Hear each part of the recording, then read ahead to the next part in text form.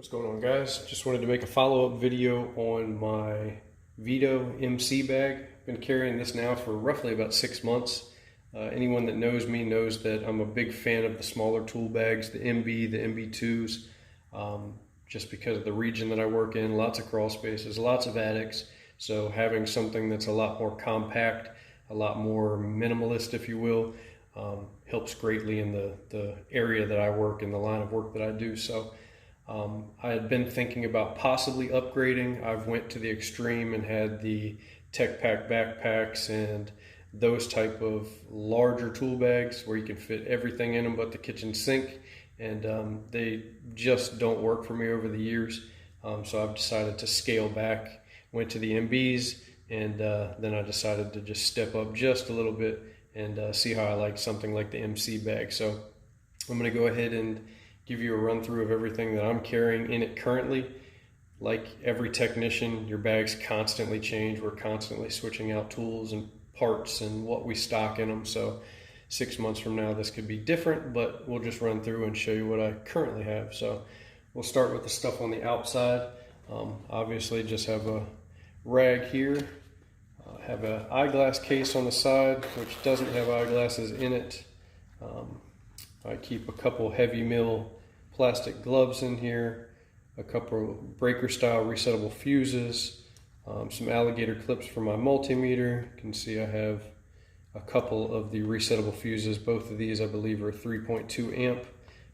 We have somewhere in here a set of needle probes as well, and I think like one jumper wire in there. Usually my jumper wires stay in my pocket, but that's what I have in there. This bag does have a shoulder strap. It's not the padded version. It's just the standard shoulder strap, and I just usually keep some sort of roll of tape on the shoulder strap. We'll switch to this side.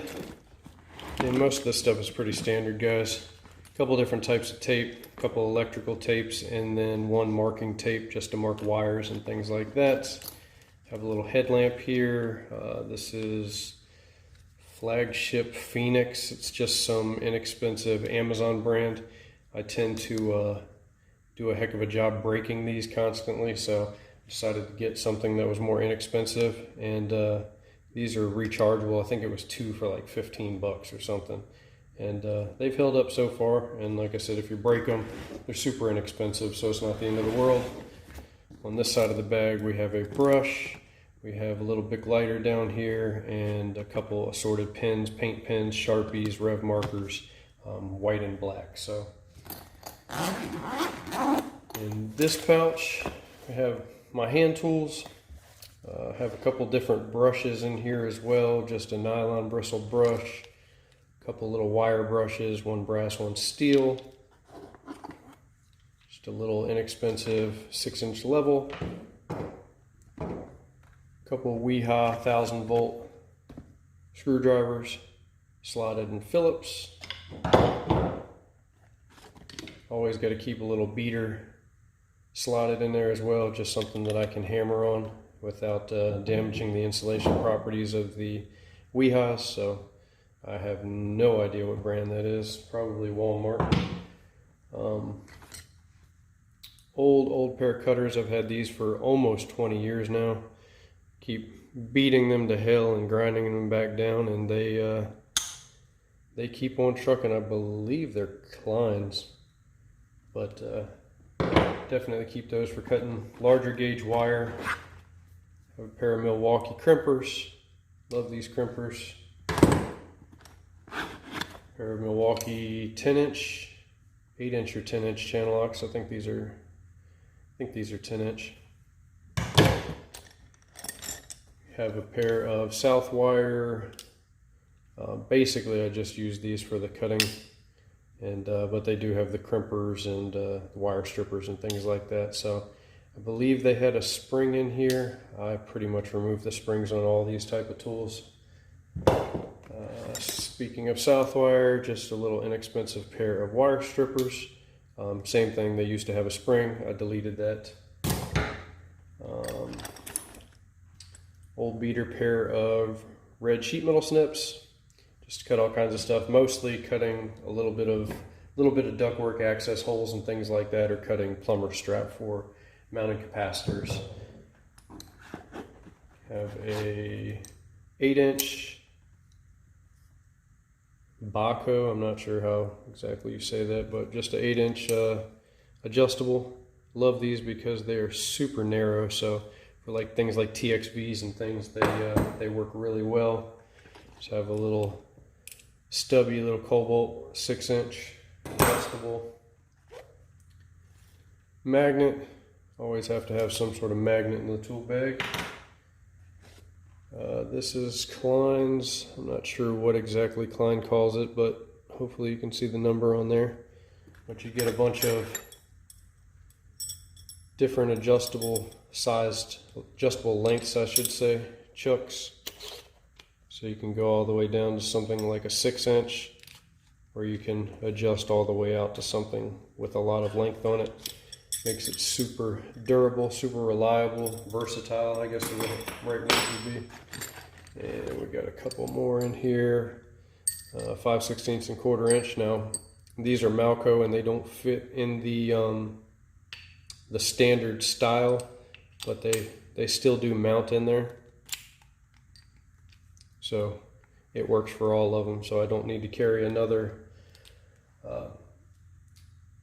end or anything to have a 5/16 or 1/4 inch at home. And we got down here just some other chucks, 3/8, 7/16 and 1/2 inch, pretty standard sizes.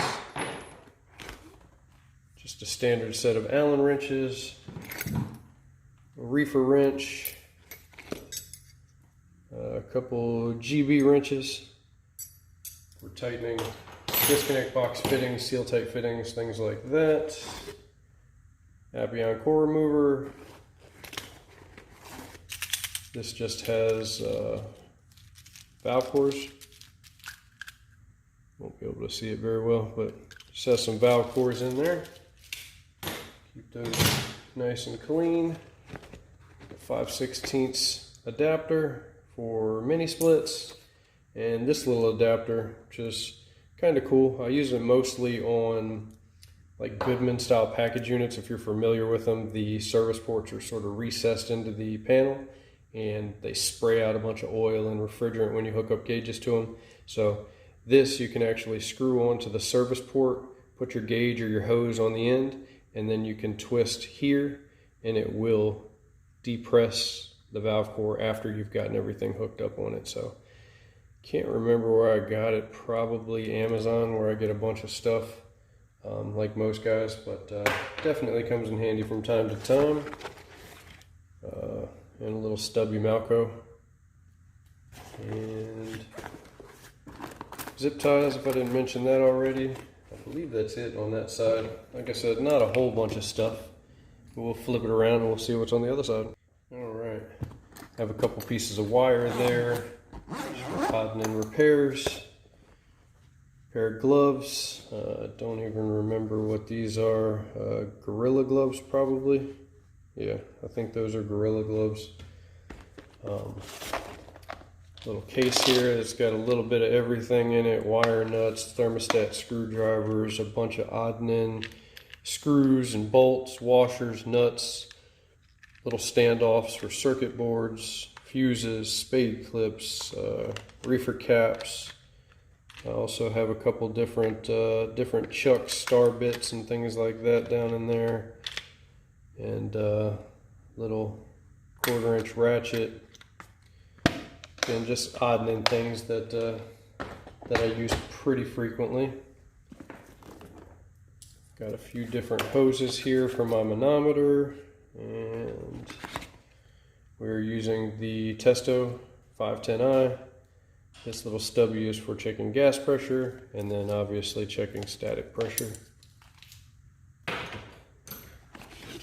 Still running the Testo 549i's smart probes, Gen 1. I have the CPS finger tight swivel tees attached to them. Just keep some caps in there just to keep everything clean. But switch back and forth between these and the UEI hubs. Just when I get bored with one, I swap the other one out for a little while. I have, of course, since I have the Testos in here, the two 115i's temperature clamps. We also have the 410i small vane anemometer for just getting real down and dirty airflow measurements. Nothing super high end. You need a flow hood for that. I got my UEI air probes. Love these probes. These are my favorite air probes out of any of the smart probes. 1/4 inch, so it's super small as far as making holes in ductwork and things like that. They have pretty strong neodymium magnets on the back of them, so they hold really well. And yeah, really nice air probes. And last thing in here is the multimeter. I have about a half dozen or more multimeters. This one is the largest of the 6 or 7 that I have. This is the Fieldpiece SC620, and it barely fits in this bag. Not sure how well you can see, but sometimes the zipper will actually snag on that meter, so it's probably should be changed out with one of the smaller meters that I have, like the 902FC or the 770-3, something like that. But I do like this meter, mainly because of the swivel head on it. So yeah, but that's pretty much what I've been carrying in this bag, guys. I've been pretty impressed with the bag. Again, I still have the MB2s that I use, so not sure if I'll stick with this forever, but it is definitely a solid mid-sized bag. So if you're not looking for something that'll hold every tool you have in your van, but not something really small like the TP4, the MB, or even the MB2, definitely look into something like the MC. It's like I said, it's a middle of the road size bag. It's super durable, well built, and yeah, you should be happy with it. So hope that helps, guys. Like I said, just wanted to give you an updated rundown. Thanks for watching. Comment below if you have any questions, and we'll see you on the next one.